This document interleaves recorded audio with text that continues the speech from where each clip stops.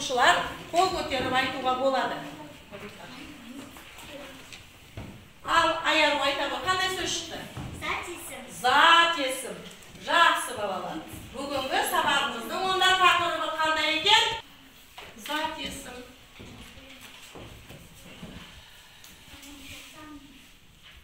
Ал енді балалар, сендерді мен бүгінгі сабақтың мақсатымен таныстырайын.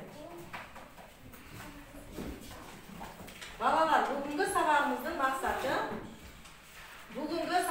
мақсаты ұқсас тақырыпта берілген мәтін түрлерін, стилін, көркем, мәтін, ғылыми тақырып осы екен. Ал қазір зат есімнің ережесін еске түсіріп көрейікші. Кім айтып береді маған зат есім ережесін? Аял айтамын. Заттың атын білдіретін сөзді зат есім деп атайды. Зат есімнің сұрақтары кім, кімдер, не, нелер деген сұрақтар қойылады. Өте тамаша. Аяғыға. Мәтіннің ұқсастығы мен айырмашылығын айтамыз. Оқулыққа қараймыз, 9-шы жаттығуды оқып шығамыз.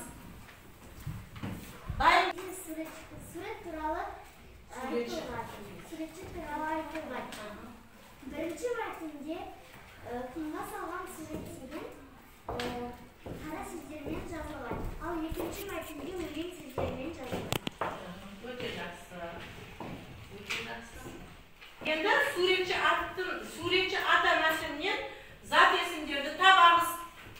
Тапқан зат есімдеріміз жалпы есім бар, жалқы есім бар. Соны тауып, маған стикерге жазып, тақтада тұрған, екі гүлдің біреуі жалқы есім, біреуі жалпы есім. Сол жаттығуда оқып, мәтінді оқып, ішінен зат есім.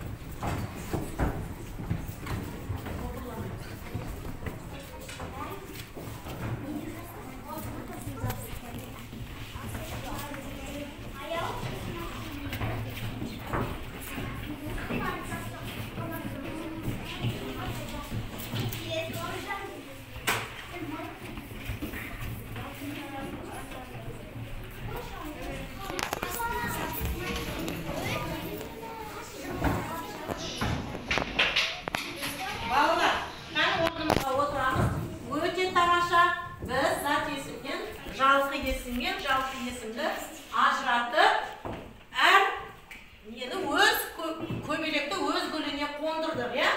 Енді балалар оқулықпен жұмыс. 10-шы жаттығуды көшіреміз. Көшіріп болған соң мәтіннің ішіне зат есімдерді тауып, деп жазып қоямыз.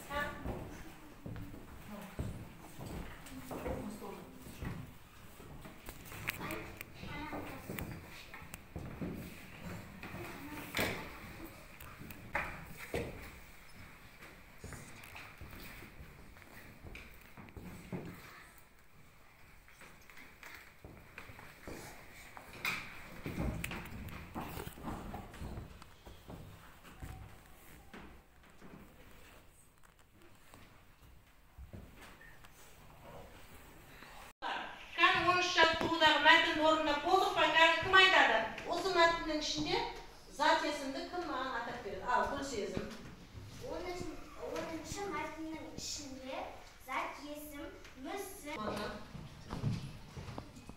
жалпы есім, күйші, жалпы есімде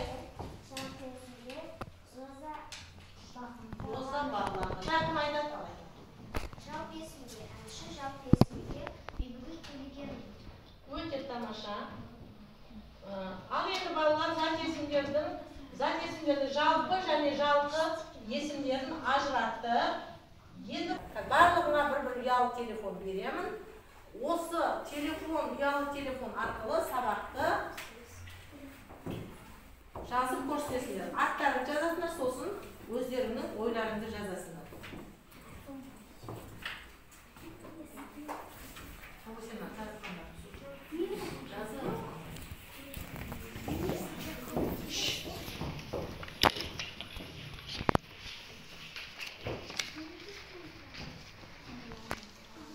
сабақты Düşündüm, düşünmedim, kıyım oldu. Nıdep düşünmedim.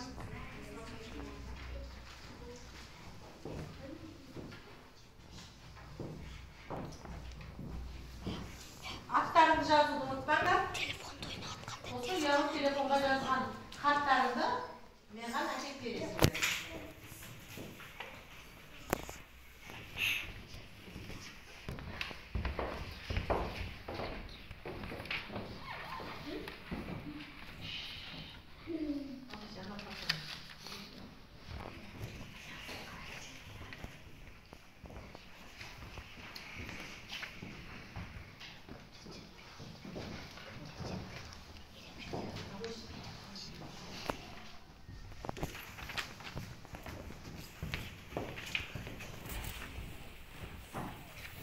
Al ballar, razı olganların bolsa da akep bere berсеңдер болады.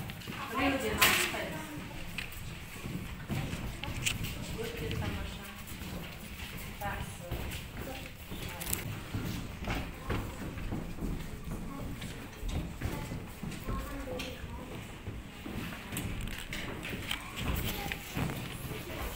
Ал енді балалар, бері қараймыз.